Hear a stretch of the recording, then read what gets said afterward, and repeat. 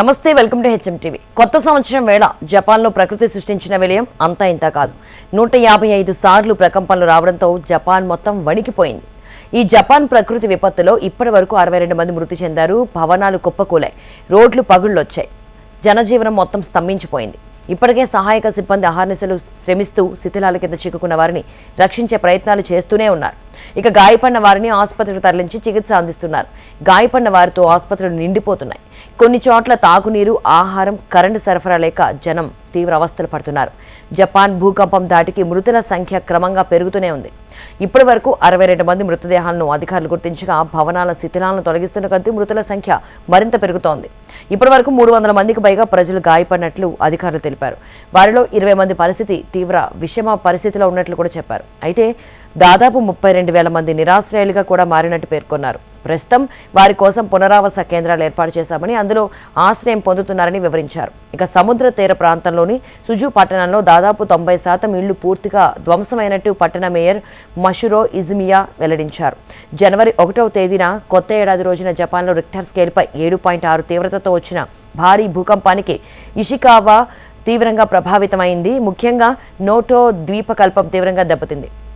వేలాది భవనాలు కుప్పకూలిపోగా మరికొన్ని పాక్షికంగా దెబ్బతిన్నాయి.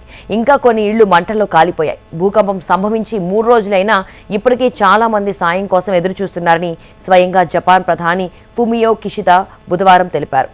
వారిని రక్షించేందుకు అన్ని రకాల చర్యలు తీసుకుంటున్నామని చెప్పారు. పోలీసులు, ఫైర్ సిబ్బంది, ఇతర సహాయక విభాగాలు అన్ని క్షేత్రస్థాయిలో ముమ్మరంగా సహాయక కార్యక్రమాల్లో మునిగిపోయినట్లు జపాన్ ప్రధాని వెల్లడించారు. ప్రజల ప్రాణాలను కాపాడమే తమ తొలి లక్ష్యమని చెప్పారు. ఇందుకోసం రాత్రింబవళ్లు సహాయక సిబ్బంది కష్టపడుతున్నారని తెలిపారు. మరోవైపు జపాన్లో భారీ వర్షం పడే అవకాశాలు కూడా ఉన్నట్లు వాతావరణ కేంద్రం హెచ్చరించింది. కొండ చర్యలు విరిగిపడే అవకాశం ఉందని ప్రజలను అప్రమత్తం చేసింది. దీంతో పాటు మరిన్ని భూకంపాలు వచ్చే ప్రమాదం ఉందని తీవ్ర హెచ్చరికలు చేసింది. దీంతో తాజాగా హెచ్చరికలతో జపాన్ వాసులు వణికిపోతున్నారు.